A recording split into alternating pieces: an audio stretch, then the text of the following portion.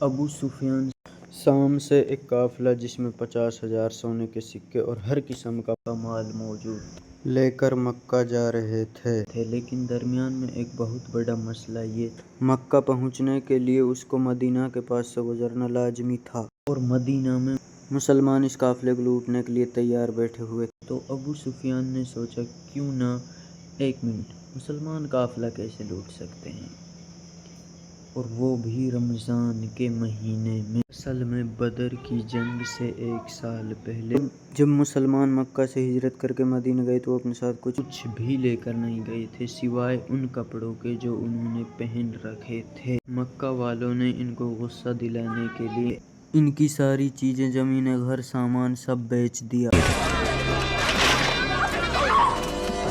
اور یہ وہ قافلہ تھا جس میں بہت سارا سامان وہ تھا جو مکہ کے مسلمانوں سے لوٹا گیا تھا۔ تو مسلمان لوٹ نہیں رہے تھے، وہ اپنے سے لوٹے گئے سامان کا بدلہ لے رہے تھے۔ ابو سفیان اس قافلے کا ہیڈ اس ٹینشن میں تھا، اگر وہ اس راستے سے گیا تو مسلمان اس کو چھوڑیں گے نہیں، تو اس نے اپنا راستہ بدلا اور مکہ ایک خط بھجوایا کہ مکہ والے فل اسپیڈ اس قافلے کی مدد کے لیے پہنچے۔ تو وہ بندہ جیسے ہی مکہ پہنچا اس نے کعبہ کے پاس جا کر اپنے اونٹ کے کان اور ناک کاٹ دیے اور اپنے کپڑے پھاڑ کر زور زور سے مدد کے لیے چیخنے لگا۔ یہ اس زمانے میں ان کا ایمرجنسی دکھانے کا ناٹک تھا۔ مسلمان فوج آلریڈی اس قافلے کو روکنے کے لیے نکل چکی تھی۔ ابو جہل نے اس قاصد سے پوچھا کتنے آدمی تھے؟ اس قاصد نے کہا آلموسٹ 313 لوگ ہوں گے۔ تو ابو جہل نے کہا ہم 1000 لوگ لے جائیں گے۔ اس نے پھر پوچھا گھوڑے کتنے ہوں گے؟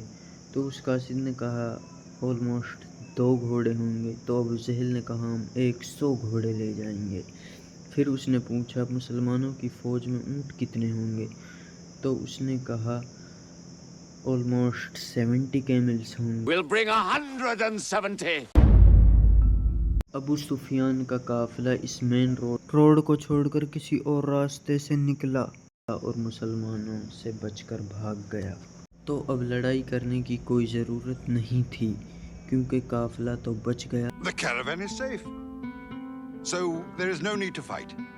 Not fight. لیکن ابو جہل نے کہا ہم قافلہ بچ بھی جائے تو ہم ان مسلمانوں کو نہیں چھوڑیں گے، کیونکہ ان کے ایک ایک بندے کو مارنے کے لیے ہمارے پاس 3 لوگ موجود ہیں۔ We finish them tomorrow. We fight. محمد صلی اللہ علیہ وسلم نے اپنی فوج کو بدر کے پہلے کنویں کے پاس جا کر پڑاؤ ڈالنے کا حکم دیا۔ تو ایک صحابی نے آ کر پوچھا یا رسول اللہ، یہ جگہ آپ نے اللہ کے حکم سے چوز کی ہے یا مشورہ؟ تو آپ صلی اللہ علیہ وسلم نے کہا یہ تو ہم نے مشورے سے چوز کی ہے۔ اس نے کہا اگر ہم آگے جا کر پڑاؤ ڈالیں تو وہاں پانی بھی زیادہ ہے اور ہم دشمنوں کو ان کنووں پر قبضہ کرنے سے بھی روک سکیں۔ آپ صلی اللہ علیہ وسلم کو اس کا مشورہ بہت پسند آیا اور پوری فوج آدھی رات کو اس جگہ سے اس جگہ موو ہوئی۔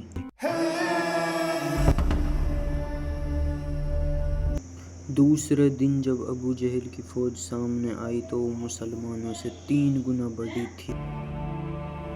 عتبہ a very rich Meccan businessman بھائی اور بیٹے کے ساتھ سامنے آیا اور مسلمانوں کو چیلنج کیا کہ کوئی ہے جو ہم سے آ کر لڑائی کرے۔ مدینہ کے 3 انصار ان سے لڑنے کے لیے سامنے آئے۔ تو عتبہ نے کہا یہ کون ہے؟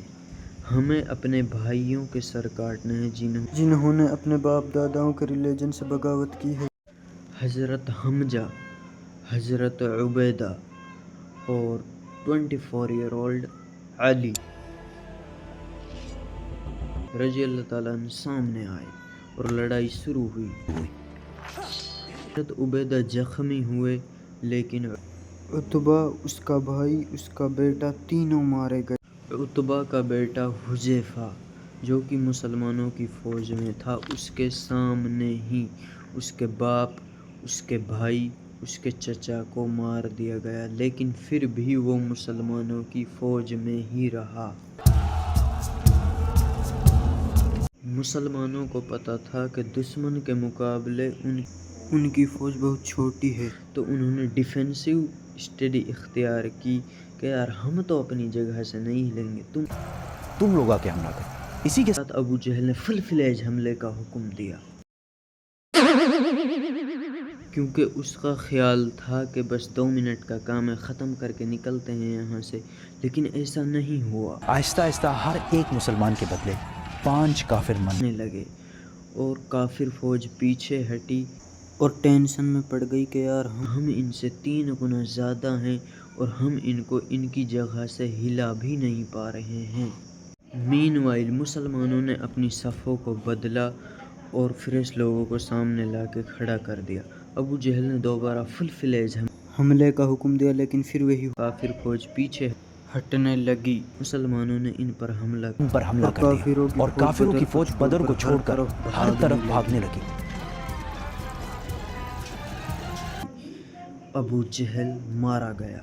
مکہ میں سارے جیت کی خبر کا انتظار کر رہے تھے، کیونکہ پچھلے 60 سال سے مکہ کے قریش کو کوئی بڑی شکست نہیں ہوئی تھی اور آلموسٹ 65 سال پہلے انہوں نے ابراہ کے 60,000 فوج کو بھی ہرایا تھا اور اسی وجہ سے پورا عرب قریش کو اپنا لیڈر مانتا تھا۔